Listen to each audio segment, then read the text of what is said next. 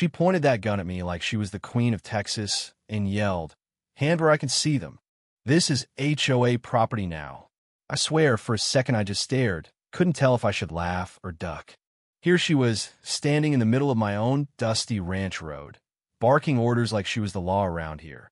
Except the only badge she had was plastic, and the only thing she owned was a clipboard and an attitude. You ever have one of those days you know is about to go sideways? Yeah, that happened. Now, let me back up a sec. This all started when I was just coming back from checking the west fences, minding my own business, when a black SUV blocks my path. Out hop three guys, built like security at a mall, dressed in fake tactical vests with these shiny HOA enforcement patches slapped on. One of them points a pistol on my chest, puts on his best tough guy voice, and says, "Step out of the truck, sir. We're issuing a violation. On my land, 10 miles outside the nearest HOA." I stepped out slow, letting the wind swirl the dust between us, and said, "You boys sure you're on the right property?" But the lead guy just pushes in closer, voice shaking a little like he's trying to convince himself, too. "We got to report your building without HOA permission. That barn behind you is illegal. You need to come with us." Official, right? If you ignore the clean belts, the trembling hands, and the fact that their badges looked like something out of a kid's Halloween set. And yet, there they were, waving guns around like they'd shoot me over a mailbox. Then she strutted up, the woman in charge, clipboard in one hand, chin held high like I owed her back taxes. "You're trespassing on HOA-controlled land," she says. "You don't argue with us. You obey." I wanted to burst out laughing, but I kept quiet, curious just how far they'd take their little act. That's when she made her first real mistake. She snapped to her guys, "If he resists, cuff him." Her second mistake? Not noticing the Navy SEAL patch on my shirt when my jacket shifted. I watched her eyes drop, freeze, and that cocky smile of hers twitch like she'd just remembered how to breathe. The men behind her went stiff, hands still on their guns, not realizing they just pointed weapons at someone they really shouldn't have. I took a slow step forward, calm as the morning, and said, "Last chance, put the guns down and walk away." They didn't move. That's when things got real bad for them, real quick. The woman's mask cracked, just a flicker, as her men closed in, trying so hard to act tough, hands trembling on the triggers. One guy jabbed his gun at me like he wanted me on my knees.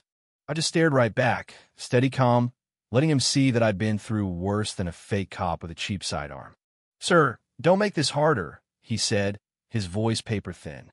"We're authorized to use force." "Authorized by who?" I asked. He opened his mouth, closed it, then glanced over at the woman. She snapped, "By the HOA board. Now, stop talking and turn around." That, my friend, was mistake number 3. Thinking the HOA had more power than the United States military. What they didn't know was my place has cameras on every acre. The sheriff was already on his way. The moment their SUV crossed my gate, my alarms pinged his line. They had no clue who they were dealing with, or that I'd spent years walking into war zones and coming back out alive. But here's what really threw them off. I wasn't alone. A movement to my left made the woman flinch. My dog Ranger, a German shepherd built like a tank, came out from behind the truck, growling low, teeth flashing in the morning light. The man on my right panicked and swung his gun toward Ranger. "Don't you dare," I warned, my voice dropping colder than a winter creek. But the idiot fired anyway, a shot into the dirt. Dust jumped. Ranger barked, a sound that rattled the dust off the fence posts. That one shot, just the sound of it, changed everything. Suddenly, I wasn't just a rancher. I was back in operation mode. I shifted my weight, smooth and easy, hand dropping to my own holster. The guy's gun was on the ground before he even registered I'd moved. The other two took a step back, eyes wide now, trying to figure out if they were facing a rancher or something else entirely. The woman stumbled behind her clipboard, whispering, What are you?" I didn't answer. I just stared, letting the silence squeeze around her fear, because the truth was simple. They'd crossed the wrong line, on the wrong ranch, with the wrong man. The guy whose gun I'd taken just stared at his empty holster, like it might refill itself by magic. The woman hissed, Pick it up. Pick it up." He couldn't. He was frozen, the kind of frozen you get when you realize the monster you didn't believe in is standing right in front of you. The second officer tried to play hero. "Sir, put the weapon down now," he said, but his voice cracked right at the end, and he knew I heard it. "Funny," I said. "That's exactly what I was about to tell you." Another gust of wind rolled down the empty road, dust swirling between us like the land itself was waiting for the show to start. Ranger stayed crouched, ready. The woman tried to take control again, lifting her chin. "You're interfering with an HOA enforcement action. Give us your ID or you'll be detained." I just stared. "You came onto private land, armed, fake badges, and now you want my ID?" She opened her mouth, but nothing came out. Then, twist number one of their radios crackled. "Unit 3, we got movement at the gate." Sheriff's truck just rolled in. The color drained from her face like milk down the drain. She spun to her men, whisper yelling, "Why is the sheriff here? Who called him?" I lifted my phone, screen lit up. "Did, before you even got out of your SUV." Her eyes went wide. "See, the sheriff in this county isn't known for patience, and only landowners can call him onto this road." The fake officers glanced at each other, starting to panic. They weren't HOA, weren't deputies, weren't anything but trespassers with guns, and the real law was seconds away. The woman snapped, "Everyone get back to the vehicle now." But she didn't finish. Behind me, tires crunched on gravel. The air changed. Even the wind seemed to hold its breath. The sheriff stepped out, slow and deliberate, boots tapping the dirt like a countdown. Didn't draw his gun, didn't shout. Just stare at those three like he'd been waiting for this all week. One of the men whispered, "Ma'am, we need to leave. Now, please." But it was too late. They'd pulled guns on the wrong landowner, on the wrong land, under the wrong sheriff's nose. The show was on. Sheriff didn't blink. He just studied them, then turned to me. "You all right?" "Fine," I said. "They stopped me on my road, drew guns, claimed HOA authority." The sheriff nodded, then turned to them, voice dropping low, cold, controlled.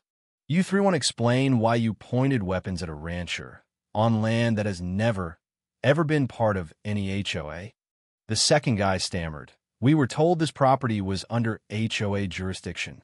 We were just doing our jobs." "What jobs?" The sheriff cut him off. "Those badges are plastic. That uniform's not from any agency. That SUV," he pointed, "doesn't even have plates." The woman tried to recover. "Sheriff, we were contracted by the board for enforcement. They sent us paperwork." The sheriff stepped in, right up close. "Ma'am, I'm the board for this county." Her face just cracked. Every excuse evaporated. But then, just when she seemed ready to fold, she made her worst move yet. She yanked a crumpled paper from her clipboard, shoved it at the sheriff, and barked, "This is the order. It gives us authority. Read it." The sheriff glanced at it once, snorted. "That's a printout from Google Docs," he said, barely holding in a laugh. One of her men whispered, "Ma'am, we're done. Let's just go." But she was past listening. She pointed at me and screamed. He refused to comply. He threatened us. The sheriff's tone turned steel. "Ma'am, do you know who you just pulled a gun on?" She blinked, lost. The sheriff nodded at me. "This man served 2 tours overseas. Navy SEAL. Trained half the deputies on this road. This land," he pointed at her boots, "belongs to him. Not you. Not any HOA. Him." Her knees buckled a bit. The men behind her just whispered, "Oh, God," but the sheriff wasn't done. "You came onto private land, with weapons, fake badges, threats. That's felony territory. Sheriff, please, this is all a misunderstanding. No, this is a crime." The wind kicked up, like the land itself was tired of these fools. The sheriff reached for his cuffs. "Ma'am, turn around." Her men stiffened. One whispered, "Don't do anything stupid." But she'd already passed stupid. She was desperate now. The sheriff stepped closer. "I'm not asking again." And that's when she snapped. She dove for the gun on the ground, snatching it up with shaking hands. The sheriff's hand flew to his holster. Ranger barked loud enough to shake the fields. Dust flew as the men jumped back. For a wild second, she aimed at both of us, eyes wild, hands trembling so bad the barrel danced in the air. "Everyone back off," she screamed. The sheriff didn't flinch. He disarmed your man in less than a second, because you pointed guns first. He's dangerous, she shrieked. He's trained, he's a Navy SEAL, the sheriff finished. And you pulled a gun on him twice. She finally looked at me, really looked, and the anger broke. All that was left was fear. I just watched her, calm, the way you look at someone about to make the worst mistake of their life. Ma'am, I said, put the gun down before you make this something you can't undo. She stood on that edge, arms shaking, breath ragged, like she couldn't tell if she was about to jump or fall. Then, more tires screeching. A black pickup with tinted windows roared up. The sheriff's eyes narrowed. The woman looked suddenly hopeful. That's the board, she shouted. They'll explain everything. But the second the door opened, I knew she was dead wrong. The man who got out wasn't a board member, wasn't HOA, wasn't official anything. The color drained from her face. She whispered, terrified, "Why is he here?" He strode toward us. No badge, no uniform, just a cold stare that said he owned the place. The sheriff moved to block him. "Sir, stop right there." The man just smiled, slow and dangerous. "Sheriff, you're interfering in my operation." Operation. Not enforcement. Operation. The sheriff's jaw clenched. For the first time, the woman's act dropped. "Please don't tell them I talked," she whispered, voice tight as wire. Everything shifted. The HOA was a cover. These weren't just trespassers. And whatever they were hiding, it was worse than any fake badge. The man stopped between us, scanning the whole scene, gaze locking on me, something cold passing in his eyes. "You," he said.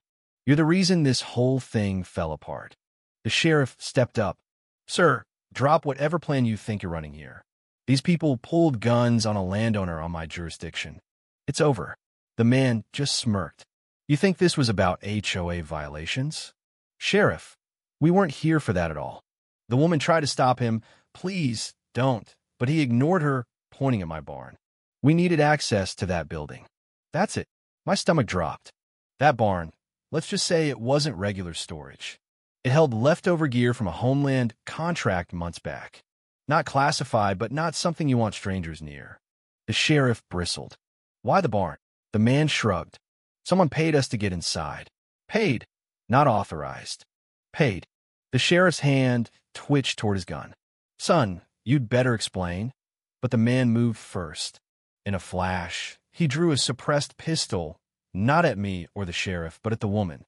Her eyes went huge. No, wait, but he fired. A soft thump.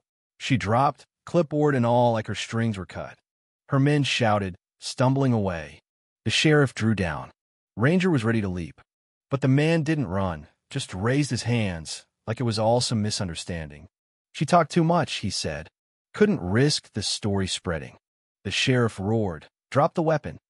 The man only tilted his head, eyes on me. "You're the real problem. Navy SEAL, cameras, alarms, training. We should have taken you out first." That was enough. I grabbed the fallen gun, fired at his wrist. The suppressor flew, he howled, and the sheriff tackled him, pinning him in the dirt. Ranger chased one fake officer to his knees. The other just sobbed and put his hands up. Sirens screamed in the distance, backup coming. The sheriff cuffed the ringleader, panting, "You're done. All of you." But the guy just looked up at me, bleeding, and whispered, "You think this ends here? Someone bigger sent us. Someone wants what's in that barn." I knelt, staring right into his eyes. "You picked the wrong ranch. You pointed guns at the wrong man." The sheriff hauled him off. The land went quiet. Dust settled. Ranger pressed close, watching my six. The sheriff clapped me on the shoulder. "Good thing you were home. Could have gone real bad." I glanced at the barn. "Already did. But I'm not letting anyone touch what's mine." The sheriff nodded. "We'll dig into who sent them. But for tonight, it's over." Maybe it was. Maybe it wasn't. But I knew one thing for sure. On this land, on this ranch, I wasn't just a former SEAL. I was the last line nobody crosses. Some places aren't protected by HOA rules. They're protected by men who never quit fighting for what's theirs.